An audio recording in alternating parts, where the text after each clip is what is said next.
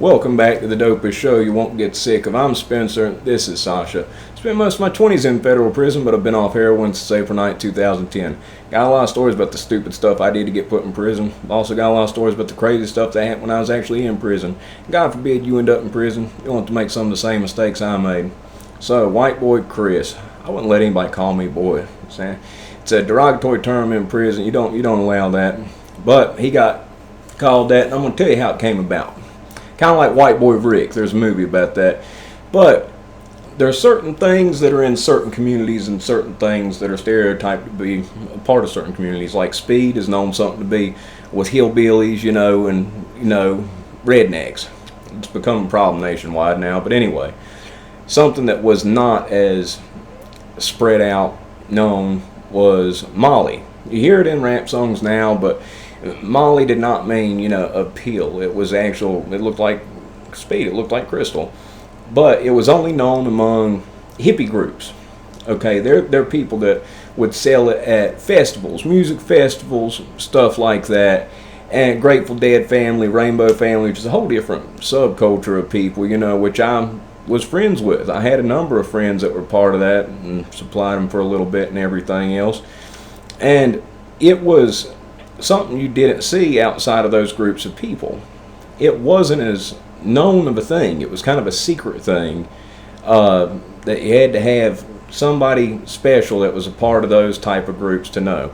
Like Grateful Dead family, I knew people in that. This isn't anything that known. They're recognized as a federal gang, but if they had wings on their hat, they'd have these embroidered hats with GDF and wings. It meant get mail order acid. They were trusted enough to get that. So I knew who to spot at certain places, who to approach and everything else for the most part. And you could tell. And those places are absolutely insane. At certain ones, those hippie shows, it's open air market. Just, they don't even care. Like, the cops that are there just shake their heads. They're basically told unless people get violent, don't get involved. And it's a wild stuff when I look back on it. Now, he was a college kid. And going to college, supplying people into college with an analog. An analog is something, you got a certain substance, how it's molecularly structured. You change one molecule, it makes it no longer an illegal substance. It makes it a new substance. Of course, there are laws against that now, analog laws. And for a time there weren't, but they became, and he kept on doing what he was doing, and he got in major trouble. Another thing to note, if I sell you a bag of salt and I tell you it's something that's illegal, you can get charged for the illegal substance even though it was just a bag of salt. I know somebody who got 18 months for selling a bag of salt and telling a guy it was speed. This dude, we called him Bobby Hill. He's in jail. It's just a quick side story. This dude sold salt to somebody. The dude was an undercover, he was an informant. He was wired up. The dude came back to buy more salt off of him. He should have known something was wrong.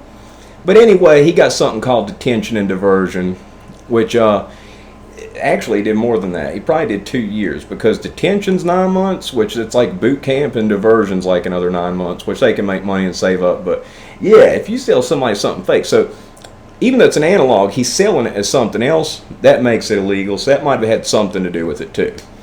But basically, for a time, they had these websites that would sell these analogs, and I'm not as familiar with it, wasn't around during this time, but he was buying it for $2,500 a kilo. It's supposed to be Molly. MDMA is what's supposed to represent. And he was selling it as that, but it wasn't that. And he was selling it for $10,500 per kilo. So $12,500 a kilo, He was making $10,000 off each one. Now, he was doing that in the college. Now, like I said, I'm not advocating this. He lost his 20s and 30s federal prison, part of his 30s federal prison. Came back during the time I was there. And certain communities have certain things, like rednecks and stuff have speed, that's known. It's known, some people sell rock, this, that, everything else. That's just how it is. I hung out with a lot of black people growing up, despite talking like I do and everything else. A lot of my friends are black. I've gone out with way more black girls than I have white girls. My fiance now, she's white, Casey, and loved her in high school. She didn't want anything to do with me. I was a dealer. She was a good girl, track star. But anyway, I noticed from them, they'd hook, oh, got to press this, we all good though. They'd have better prices for blow and stuff like that, but for me, I had better prices for weed just with the people, my network of people, And that was just certain things. So community to community, culture to culture, group to group. Speed now, of course, it's a nationwide problem, like I said. But anyway, they're different things. And Molly was something that back then, I can personally attest to,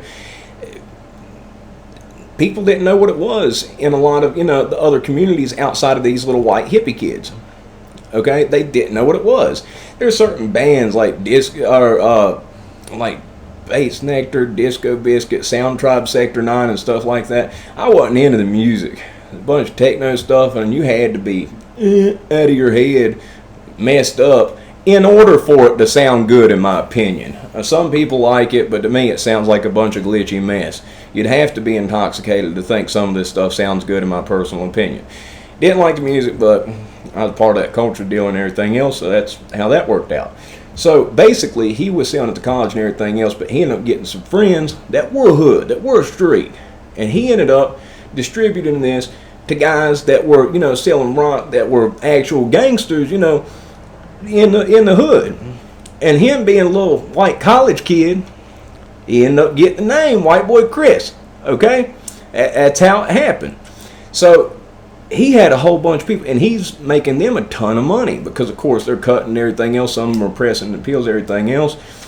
And he was making $10,000 per each one. He's handing a whole kilo. He's fronting it to them. He's getting it for $2,500, selling it for $12,500. And he had a pretty good run. He made a pretty good amount of money. He made a lot of money. And guess what happened? He lost it all. They took everything. But nobody knew that he was just ordering it from a website in China, that it wasn't actually what they thought they were getting. But that doesn't matter to the feds. The feds still, the long prick of the law does not matter, and it will smack you. So he ended up ultimately getting time in federal prison. He kept hearing White Boy Chris. I'm like, dude, what's the story with that? And he told me, basically all people were calling him that, all people he supplied. I'm like, he supplied all the, he's like, yeah. And like, shoot, man, I guess you were doing it. But you'd never guess this guy. Unassuming, everything else. There were times in prison even, he was well respected by them. I saw him get punked down and not fight. People trying to fight him, and he wasn't trying to fight. He's more of a hippie. Can't blame him for that, but it ain't a good look in prison. But there was something else I saw. A good number of people sucked up to him. Were always, he's like the Pied Piper. And it was odd, because you had this little, white college kid, and you had all these street hood people sucking up to this goofy white college kid, And it was funny. It was a sight to see. Sight unlike pretty much anything else I'd seen before. And pretty much it all made sense eventually. Why? He wasn't too far from getting out. And he planned on getting back and doing the same thing. He did the drug program. Graduated the drug program. Got his year off. 6 months halfway house. 18 months in total. And he ended up coming back twice during the time I was there. The first time he was in the halfway house. See, when you go to the halfway house, you get let out early to go to the halfway house. When you get let out early to go to the halfway house, it comes off your prison sentence, and people go run around with girls, everything else. You ain't been with a girl in a decade, of course you're going to be running around everything else, but you're not supposed to be doing that. This fool went over to a girl's house, did whatever they did, fell asleep, and didn't show up to the halfway house back on time. Well, guess what happens when you don't show up on time? They call the U.S. Marshals. He got sent back to prison. He got his year taken back for RDAP. He got his year taken. See, once you get out of the halfway house, your year can't be taken away. You've got it. You're out. You're on probation. You're no longer BOP custody. You're in the probation system. But during the time that you're in the halfway house, that 6 months, if you mess up, they take your year back and you go back to federal prison for a full year. There was one guy who was in the drug program that was in the halfway house doing perfect. And he had a girl that was crazy. I think it was baby's mom. And She got find he was cheating or something. She lied on him. Lied on him. He got put back in prison for the whole year. She retracted her statement, did everything she could. He had to spend his whole year back in federal prison. That was hard to watch, man. That was hard to watch and see, because saw the letters and everything. So I was like, you sure, man? You know, he's like, yeah, and he shows me, and I'm like, oh man, I felt real bad for him. But this guy just was an idiot, just oversleeping, you know, and stuff. You shouldn't fall asleep anywhere except the halfway house. Do your business, get out.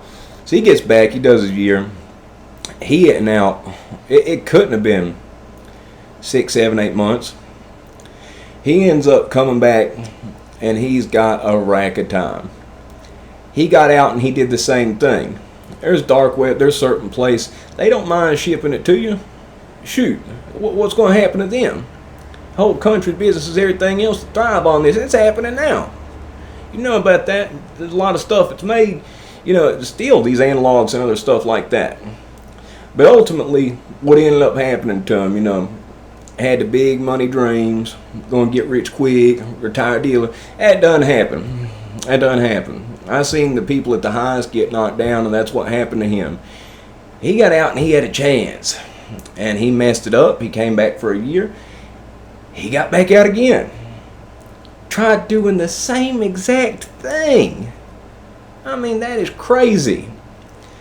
It's the definition of insanity, doing the same thing and expecting different results. And once you've been to federal prison, best believe once you get out, they're watching you.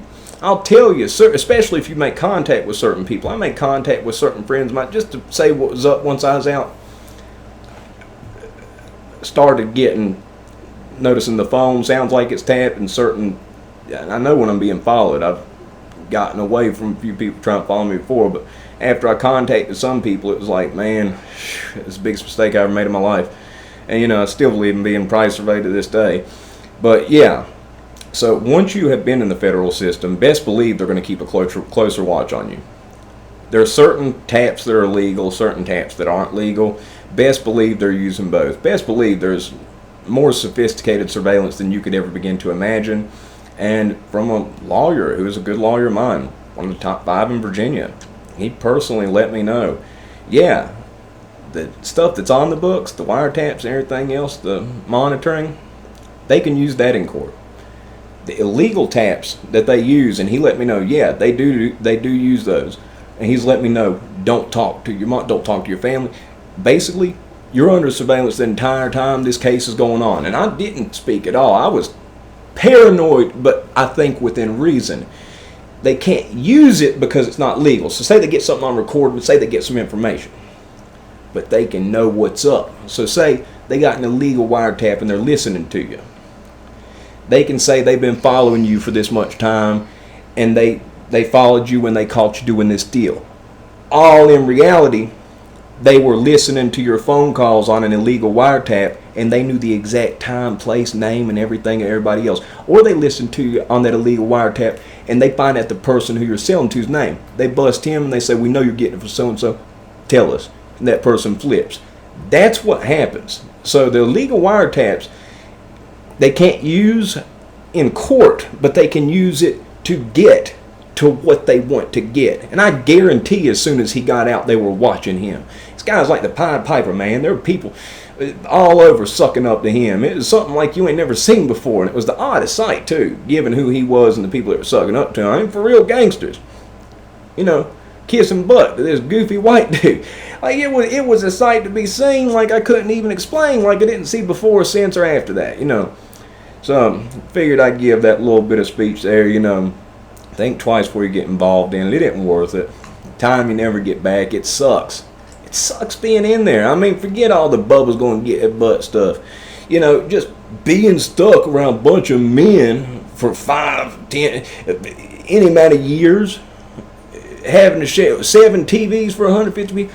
Imagine the most annoying person you met in your life. Put 10 of them in a building. Best believe 10 out of 150 people are those people whose parents didn't give them attention when they were little, and they're just going to scream, make noise. There's one guy just flicked this, like the top of a soda bottle. It made this pop, pop sound that would echo, just irk your nerves. You're like, man, what's wrong with you? At the low security, you have to lower security, lower respect. Higher security, higher violence, but there's a little bit less of that type of stuff. But anyway, just that was my closing thoughts on that. Don't want to end up having to deal with that type of BS. It sucks. If you liked the video, press the like button. If not, it's 15 minutes and 12 seconds of your life in which you'll never get back. Got a little bit of a busy morning tomorrow, but I should be back here tomorrow afternoon getting stuff going. It's been a crazy week, but hoping to get, a little bit more time to sit here and do this, think it out a little bit. But I want to give you a second one night. I'm hoping it uploads in time. If you liked it, press the like button. Y'all have a good one.